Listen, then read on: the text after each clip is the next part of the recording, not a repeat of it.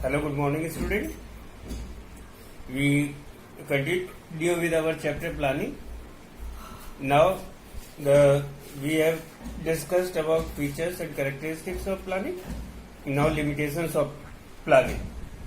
Limitations means what are the restrictions or demerit. The very first limitation is planning leads to rigidity. Rigidity means flexibility is not there.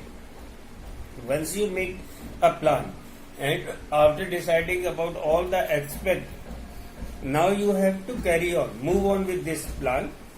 You have to do what you have planned. So no U-turn is possible.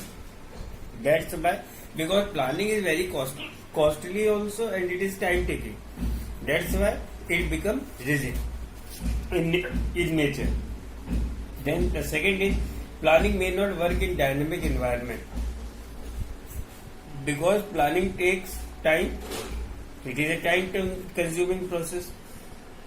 Once you execute the plan, once you made a plan, it takes time, and at the moment you try to execute it, many things change according as the business environment is dynamic in nature. They can change. Production technology can change. New raw material can come in the market. Many things are there. So sometimes planning do not cope up with that rapid changes, with the dynamic changes, dynamic environment of business. That is the second limitation of planning.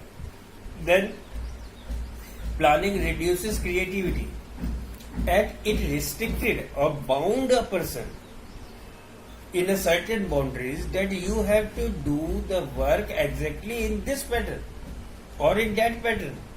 He guides. So it is compulsory for employees to follow that, and it restricts the creativity. It cannot give exposure to employee to do what they want to do.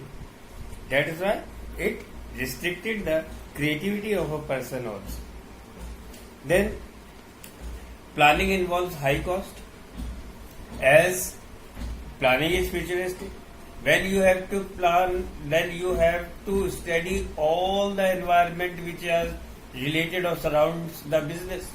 So each and every environment need that type of specialist to study about. So it become a costly process, because you have to give payment for them. It become time consuming also. So for every aspect, everything you have to study, and that's why it become very costly also. Then it is time consuming. This is next limitation, time consuming, as it is costly, because you have to pay each and every specialist you have to hire all that specialist, and for that you need time. Once the report will come from technological department, then it go to economical department, ecological department, that whether it suits or not. So it will take, everyone will take time. So it become a time consuming process also.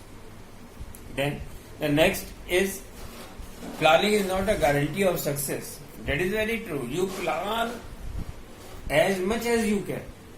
You plan lot of things. You from your side you do everything better, but even then the things happens which is beyond the control of human being. So you cannot control them. Natural calamities are there. Many other political situation of a country is there. So these all are the things. They are beyond control. So it does not, planning does not guarantee you that now you are going to success 100%. You will get the success. It may reduces the chance of getting failed, but it is not a guarantee of success. So these point is given in your book, These are the limitations of planning. That's it. That's it for this chapter. Now we will next session. We will discuss about